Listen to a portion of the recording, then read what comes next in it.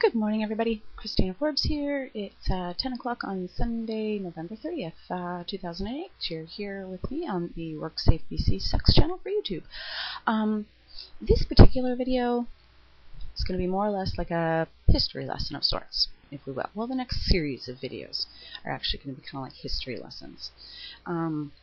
Which is good. The kids are in the room, so, and they can keep an ear out. Everybody needs to, learn a little bit about Canadian history. And how it actually pertains to now and how it relates to Canadian injured workers and where I'm going with all this, right? So now this one here that I'm working on, this first one, I'm just going to kind of jump around a bit, kind of lure you into my bait, if I will. Keep you intrigued so that you'll pay attention to the second and third video so that I kind of sum it up. It'll actually probably more than likely be a series of videos. Just because there's a lot to talk about in Canadian history at the time of Sir William Meredith, that he wrote the recommendations and so on and so forth, along with some very other prominent people in Canadian history, excuse me, that are really important to where we are at right now, especially here in BC. And what's important here in BC for injured workers and for also unionized injured workers that happen to put a lot of faith into the British Columbia Federation of Labour. Now, the British Columbia Federation of Labour has actually been around here far longer than, of course, the Workers' Compensation Board ever came into effect.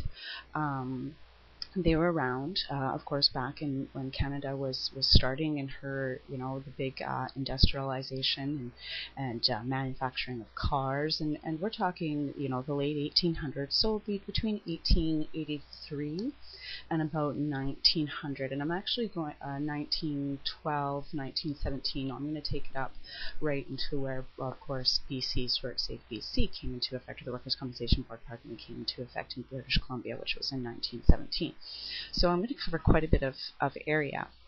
It's going to be filled with quite a bit of good juice, actually.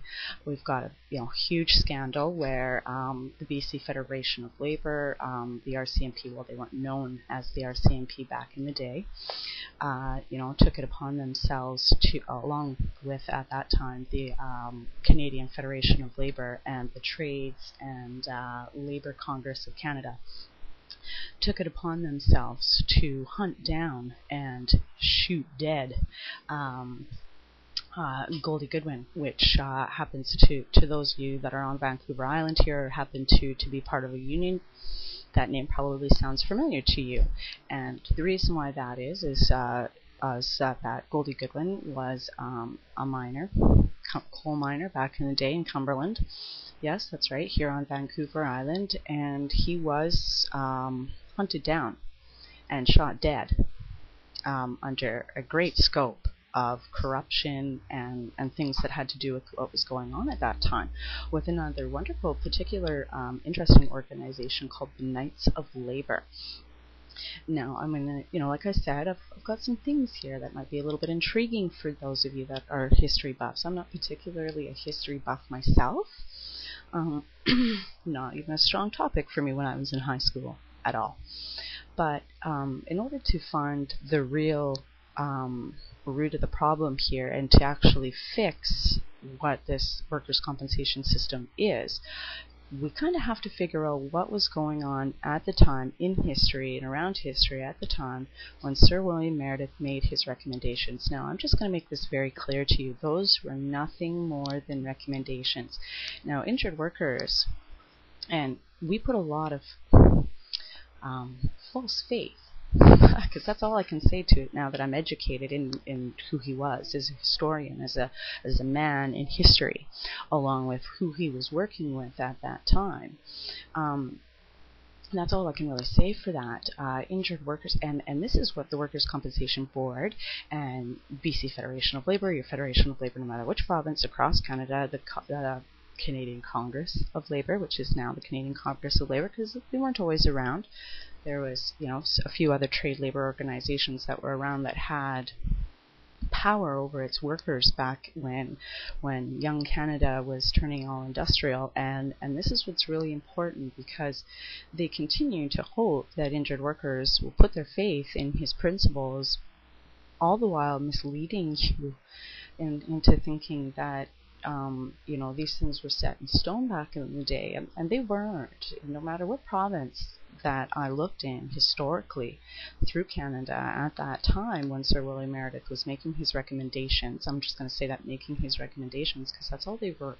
That's all they were, recommendations. They weren't anything set in stone. It wasn't, yes, these are final, and Sir William Meredith worked with other people in each province throughout between 1902-ish, because he was in power, and I'm going to get all into that. Like I said, this kind of first video might be a bit scattered.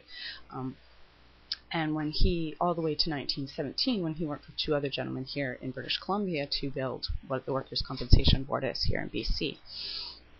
Now, the BC Federation of Labour and the Canadian Congress of Labour, back in the day, the Trades Labour Congress of Canada, and I'm just kind of looking over and the Canadian Labour Union,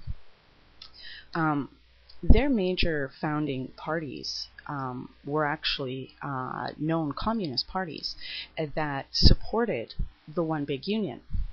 Now, to those of us that educate ourselves in the SPP and a lot of this talk about the NAU, the one big union sounds rather familiar, doesn't it? And that's just it. And the one big union has been around for a very, very, very long time, and was actually a big part of the major 1919 strike wave that went through the Workers' Utility League and so on and so forth like that. So there's quite a bit of history, but I want to talk about it because I'm already at the 7-minute mark. Now, a lot of people think that, with the Canadian Federation of Labour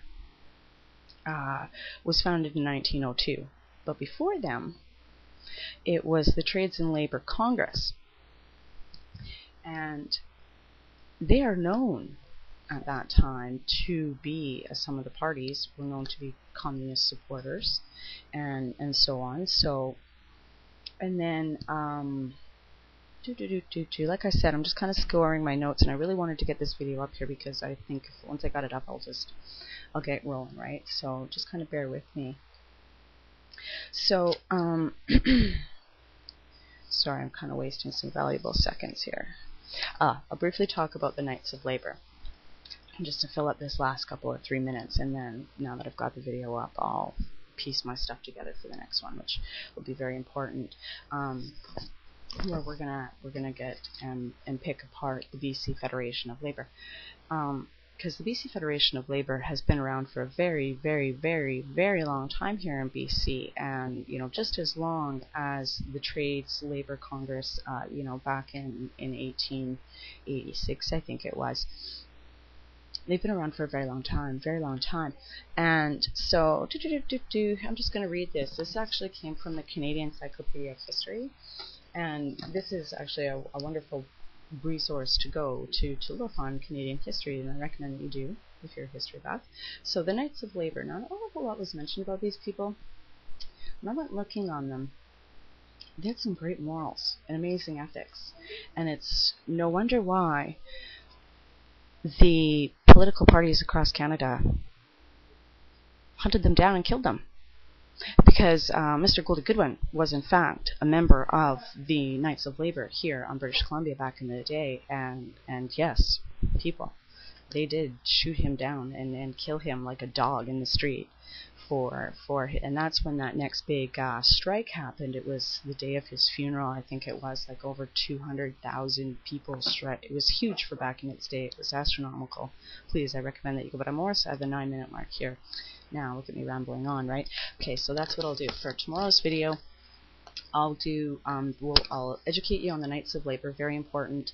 I'll give you some more little details on the whole Goldie Goodwin thing that was going on at that time, and we'll talk about the British Columbia Federation of Labour, and the special services, they weren't actually known as the RCMP back in the day. They were known as something else, and their whole little plight in society and so on and so forth. So the corruption continues, and I will continue to expose it. Thank you very much from the Forbes House. Bye-bye.